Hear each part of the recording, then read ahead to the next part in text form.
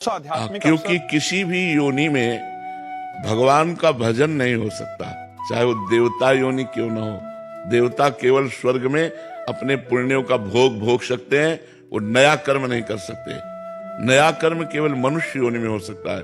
आप यहाँ भजन करके ब्रह्म बोध संपन्न महापुरुष हो सकते हैं। आप यहाँ भजन करके भगवान को प्राप्त हो सकते हैं। आप यहाँ पापाचरण करके नरक को प्राप्त हो सकते हैं। आप यहाँ कर्म बिगड़ जाए तो भूत बन सकते हैं। जो चाहो बन सकते हो, इतनी छूट है। इसलिए बड़े भाग मानुष तन पावा, सुर दुर्लभ सदग्रंथन गावा। देवताओं को भी मनुष्य योनि की चाह है कि एक बार मनुष्य बनूं और ऐसे कर्म करूंगा कि देवलोक से भी ऊपर, जैसे तप लोक, महालोक, जनलोक, ब्रह्मलोक, इनसे भी ऊपर मैं भगवान के वैकुंठ धाम को जाऊंगा। ऐसा हमें अवसर मिले।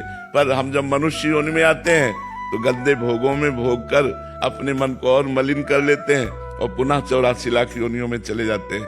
ये साधन धाम मोक्ष कर द्वारा, पाए न जे परलोक सम्हारा, सो परत्र दुख पावे, सिर धुनि धुनि पछताए, काले कर्म ईश्वर मिथ्या दोष लगाए। ये भगवत प्राप्ति के लिए, साधना के लिए मिला हुआ है कि हम अपनी इंद्रियों को वश में करें, मन को वश में करें और भगवान का भजन करके भगवान की प्राप्ति करें। ये दुर्लभता है, ये किसी भी योनि में नहीं। 83,99,999 योनियों में इतनी क्षमता नहीं कि भजन कर सके।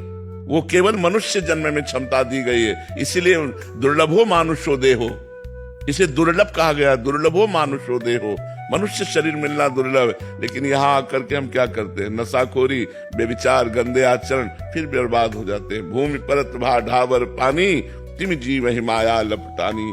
जैसे आकाश से स्वच्छ जल गिरा और भूमि में आते ही मलिन हो जाता है, ऐसे माँ के गर्भ से निकलते ही माया लिपट जाती है। बस शुरू हो गया कहाँ कहाँ कहाँ, ये तुम्हारे मम्मी, ये तुम्हारे पापा, परिचय प्रारंभ हो गया और आए थे हरिभजन को भूल गए। फिर उसी प्रपंच में लग गए। फिर ब्याह हुआ, फिर हमारे पुत्र पुत्रियां हुई, फिर उनका ब्याह, फिर इसी में पूरा जीवन व्यतीत हो गया। हम जिस लक्ष्य के लिए आए थे कि भगवान का भजन करके भगवान की प्राप्ति करेंगे, वो हम भूल जाते हैं। मनुष्य जन्म इसीलिए दुर्लभ है कि इसके द्वारा हम साधना करके, भजन करके भगवान की प्राप्ति कर सकते हैं। ये अन्य किसी योनियों में नहीं, अन्य किसी योनियों में नहीं।